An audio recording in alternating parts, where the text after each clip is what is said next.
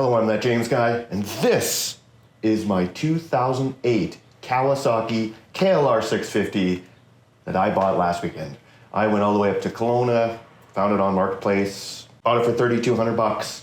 It's the going rate for these things right now. For those of you who remember, I had a DL650 Suzuki. I sold it before we moved to Osoyoos. Just, wanted to get rid of it. I don't know why at the time I got rid of it. I have a video of why I got rid of it, but now I have a replacement. I paid about what I sold that one for this one.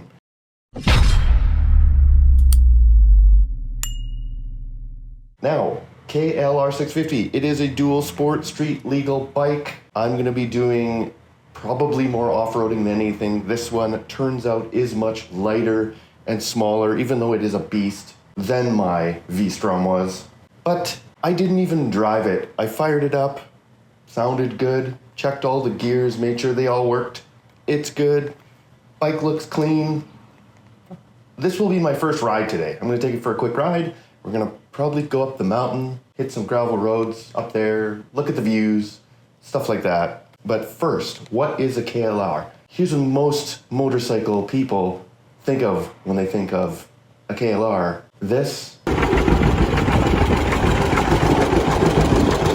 or this, maybe this, or this. This is a low-tech motorcycle. They have made this thing for 37 years. Okay, there was a 3-year hiatus recently, but the KLR was launched in 1987.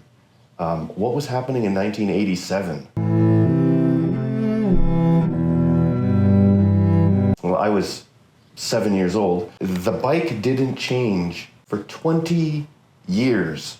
Maybe the odd thing here and there, but really the bike did not change for 20 years. Then in 2008, which is what this one is, it got this little refresh. You can see here with the fairings and a few things. The forks are slightly bigger by, I think, 3 millimeters. A few engine parts, a couple things, but really the bike's the same. It went all the way to 2018, so 10 more years. And then in 2018, it finally, there's a loophole with the motorcycle manufacturers. If they don't change anything, they can continue to make these brand new motorcycles, but with old emissions and old sound laws and stuff like that. So that's what they got away with. 2018, everyone thought that was it. It went away. But then in 2022, everyone cheered, all the KLR people cheered, when they launched a 2022 model. All they did was add different fairing again, made it look a little bit more modern. But if you look at the engine cases and a bunch of the stuff on that bike, it's really not that much different.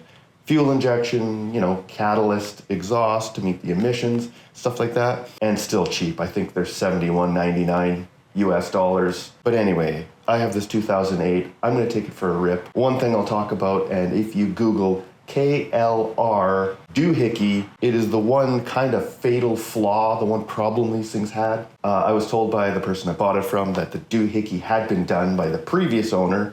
I think I'm the third or maybe even fourth owner. What the Doohickey is, there's a chain that runs in the left engine case, and it basically connects the crankshaft with 2 balance shafts. And there is an idler with a spring on it, and it keeps that chain tensioned. And to adjust it, you loosen off a bolt, and that spring takes the tension out, and then you tighten the bolt. Well, that spring can break. The little brackety thing that holds the sprocket can break. There's a few things in there that can break. And when stuff breaks, it falls into the bottom of the engine case. Perhaps you hit a bump, it jumps up, and it's grabbed by some transmission gears, and really bad things happen. So that's the first thing most people, even on the brand new 2022, apparently it hasn't changed. It did get better for the Generation 2. They did kind of upgrade the Doohickey from a little stamped steel bracket to a cast bracket, but they still do have issues. One other thing is apparently these things have a really horrible coolant thermostat. So they don't flow any coolant. It's a full blocked system until the thermostat opens. Instead of having like any normal engine, even other motorcycles have a bypass. So when the thermostat is closed and the engine is cold, it'll still flow coolant around the cylinder, but it'll just bypass the radiator and go straight back to the water pump and just do a circuit like that. Whereas this one, it's just blocked, and then there's no coolant flow around anything until it starts getting warm, and then it starts flowing. So apparently, high mileage, they can start getting, the cylinder bore can get out around on them because they heat unevenly. This thing has 43,414 kilometers on it. I think it's done pretty well. It does not have the modification for the thermostat, which you can buy. They do use a bit of oil, I'm told. We'll find out, won't we? We're gonna take this thing for a rip. I need to get all my motorcycle stuff out of storage. Quick look at the bike though. Just look at this beauty. Some have said Gen 2s look really, really ugly. I don't agree. I think it looks good. I'm not too concerned about the looks. That's for sure, as long as it gets its stuff done. Pretty clean. The doohickey is in here. The adjuster for the doohickey is that rubber plug right there. You just gotta loosen it and tighten it. Really, there's not much to it. When it's working properly, apparently it has been done. There is a torsion spring they replaced the linear spring with. And there's no oil leaks. It's got a really nice looking, look at that, SW Motec. I didn't even notice. Oh man, that's good stuff right there. Really good skid plate, so I don't get smashed. The one thing I do see is I got a drain plug hanging down there. One modification guys will do is they'll put a flush mounted Allen key drain plug.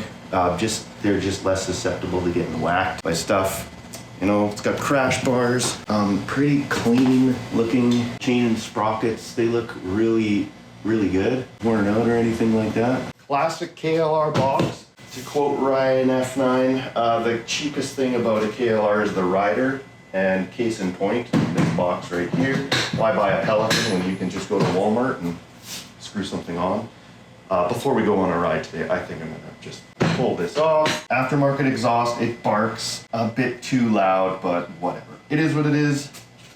And then here's the kind of the showcase of the whole thing. Look at pre-made hole. Pre-made hole through the fairing. So I don't have to worry about being the first person to wreck this thing. It's wrecked, it's pre-wrecked. And the other thing, here's what kind of impressed me here was brake fluid is like perfectly clear, and same with the brake fluid down here on the rear brake fluid. It's very clear. It's like been replaced.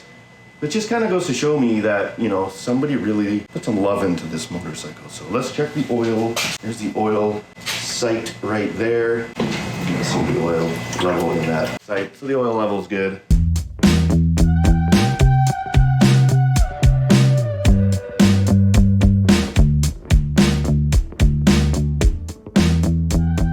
So there we go. I think we're ready to go for a rip. Let's just check out this tool case, shall we? See if there's anything in here. That way we know. Okay, what do we got? Ooh, look at this.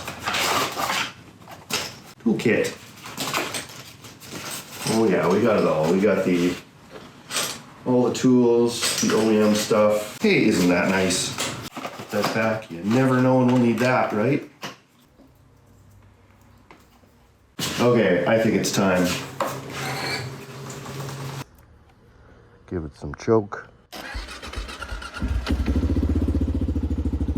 All right, first ever ride on the KLR. What to expect?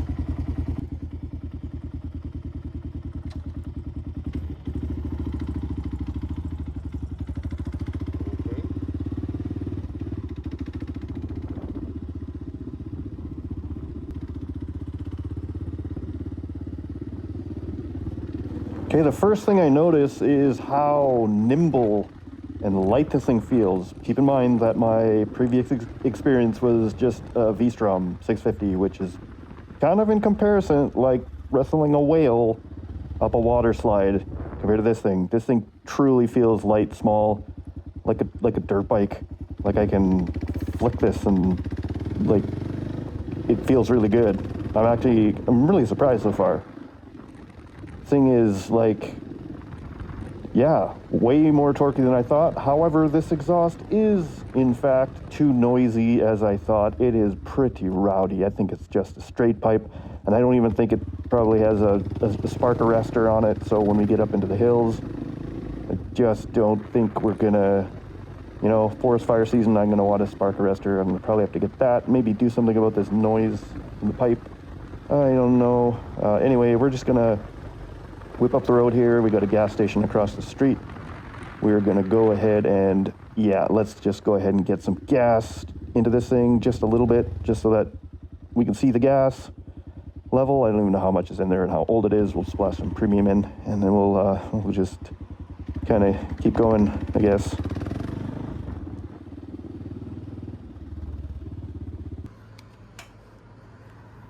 All right, that's good enough, just so I can see it. Good enough.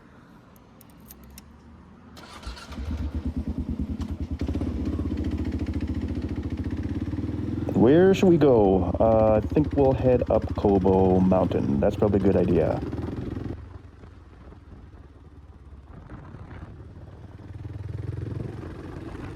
Bike feels better than I ever thought. Everyone always gives the KLR a big rap for being a slow, big, heavy, whatever, but this thing, I'm pretty impressed. We're in an 80k an hour zone, you know, showing 90.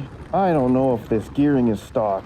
You know, first look at it, it's not revving very high. I don't know, the guy I bought us from said this thing had stock gearing, but I'm starting to wonder. We'll wait here, up ahead here, it goes up to 100 kilometers per hour. Find out pretty quick here. Man, and I'm not getting much wind on me. Like, this little short windshield and these handguards are doing quite a good job. I feel really comfortable on this thing, going highway speeds. Well, 80 kilometers per hour speeds, that is. Oh, slow truck. No one's seeing this. Nope, don't look at that. Nope, nothing to see here, folks. Okay, we'll wick this thing up to 100k an hour, maybe a bit faster. Like 115 I'm showing, and I'm only revving at like 4,200 RPM. Should be more like 5,000. There's no way this thing has stock gearing. There's absolutely no way. We are gonna have to check that when we get back. Count some teeth, see what it's supposed to be. Oh, look at that view. Isn't that lovely? Okanagan Valley on a nice sunny Saturday, riding up the road in my KLR. This is good. Like, yeah, gearing's, yeah. Anyway, no wind, like, there's wind on me, but like not what I would have expected. I could go up the highway for a long, long time and be comfortable on this thing. That is making me happy, because this is not what I expected. This is not what I expected. Anyway, just gonna head up the highway here a little bit. There's some fun scenery. Then we turn off the Kobau Mountain gravel road, and it's maybe 18 or 20 or 15 kilometers, I forget. And we'll see how this thing does on the gravel road. Oh, look at that view. It's like a viewpoint rest stop on your right, but I'd rather be riding a motorcycle than stopping at a viewpoint at this point. You know, one thing that's kind of wild here is I know this thing's geared higher than stock. I really do. We'll confirm that later, but it still has lots of power. It's like I can still wind it up on the highway. You know, if I had to make a pass, I can drop probably 2 gears here and, you know, haul the mail and try and get around people. Oh, hi, bicycle. Yeah, I think this is a good highway ratio. I'm gonna probably have to gear it. Oh, hi, bicycle. Probably have to gear it stock. All right, here we are. Gravel time. This is Mount Kobau Road. I don't know if that's what they call it, but that's what I'm calling. Oh, cattle guard. Here we go. Ooh. Okay, pouring the coals to it right off the bat here. Don't hold back. The tires are getting a little tired on this thing. That's okay. A few people trying to enjoy the view up here today. I'm thinking there's probably going to be snow at the top, to be honest. So here we go. Ooh, washboardy. Things are shaking pretty good here. We get a back massage while we're at it. Not back massage, butt massage. The bike feels really good. I like it. Lots of confidence, you know, when I'm kind of the loose gravel, and this thing, you know, this is absolutely no comparison to my V-Strom I had. Oh, I know many people are probably like, yeah, no kidding, that was a glorified kind of street bike turned into an off-road bike, but this thing just feels good. It really feels like a dirt bike. Oh, cattle guard. Gonna try and keep the best track here. Kind of loose rocks, a little bit of washboard, and it has a lot of power. So this is the thing that's surprising me. I mean, it only has like 40 horsepower, or so I'm told, but it feels like more. This is fun. So anyway, this kind of continues on here for a little while. Then it starts getting a little more windy. It's a constant elevation gain all the way up this mountain. Bit of nasty gravel to get around, kind of big bouldery stuff. But you know, I'm hitting this stuff pretty hard. There's some like pretty good bumps and little channel ways where water is crossed. Like that one. Feels pretty good. The suspension feels good. It certainly is not a V-strum. I just have to keep telling myself this. Sorry if this is old news to all of you. I think someone was sleeping in that car. It's pretty nice that I can get here in like 15 minutes from my house. What a super cool thing to have so close by. And with dual sport, you just get on and go. And you're at the top of the mountain in like half an hour. At the top of this mountain, you can actually take a path, some sort of a trail that goes all the way to Fairview Mountain, but we'll see. There might be a bunch of snow. I don't know. We'll see. Oh, cattle guard. Well, we're starting to gain some elevation. Oh, people walking dogs. The way this thing just chugs, you don't have to rev it. It just has so much tractor-type torque. It's so cool. It is too loud, though, but I've already said that. This is a constant elevation gain up here. Oh, forest fire. You can see where there's been some burnage happening up here. You know, come to think of it, I didn't even check the tire pressures before I did this. That's pretty dumb, huh? Oh well, hopefully we're good, right? Feels okay, that's for sure. Lots more burned trees around here. Yikes. I'm not sure when that was from. It wasn't last year. Might have been 2 years ago. Nice view. Ooh, let's check this view out. Little lookout here. A little bit of an elevation gain. You can kind of see the valley. Yeah, we're getting up there. Man, this bike feels great. I love it. This is what I've been after my whole life, maybe. The do-it-all KLR. It can do anything 70% well, which is good enough for me. Oh, cattle guard. When you come up here in the middle of summer, there's always tons of cattle up here. That's all grazing land. Ends up in the grocery store, so I can put it on my pellet grill and eat it. Oh, picking the right line through here is a bit of a challenge. Don't want to catch a rut or a groove or something and get thrown off the mountain. I would probably not make it, but I know the KLR would. It would be fine. Starting to get some water. I think we got some snow runoff happening here. Must be getting close. Kind of nasty. Ooh, that was a good one. But the KLR just soaks it up like it's not even there. Well, kinda. Oh, starting to get some snow. Bit of snow on the edges. Must be getting super close. We're starting to get way up there now. Gotta be close. Don't remember this being this long. Ooh, lots more snow here. Bunch of runoff. I hope we can make it to the top here, because that's going to be disappointing and a big letdown. Constant snow, runoff. Oh, I think this is it. Yep, we are at the top. There's some hiking trails and all sorts of stuff here, but we could keep going and see if we could go on the road that goes to Fairview Road, but I don't know. A little bit of snow, never hurt anybody. Bit of mud. Oh. Yeah, I don't think this is going to happen. Yeah, I think that's the end of the road for us. Okay, so that's snow started. Can't go any further. I think you can take this all the way down to Fairview, all the way back down into Oliver, and all the way back down the highway. So probably in a month. That's deep snow. I don't know. So we're just going to go back where we came from. No point in filming all that. Right. So that was absolutely awesome. Love the bike. I did check the gearing and it is not geared stock. So it has a 16 on the front and a 42 on the back. It's supposed to be 15 and 43. So this thing is geared significantly higher than stock. That's not what I want. So I know what I need to do. Fix that. And the exhaust is so loud. But anyway, I hope you found this useful or at least mildly entertaining. I love this bike. I'm glad I bought it. I will see you next time.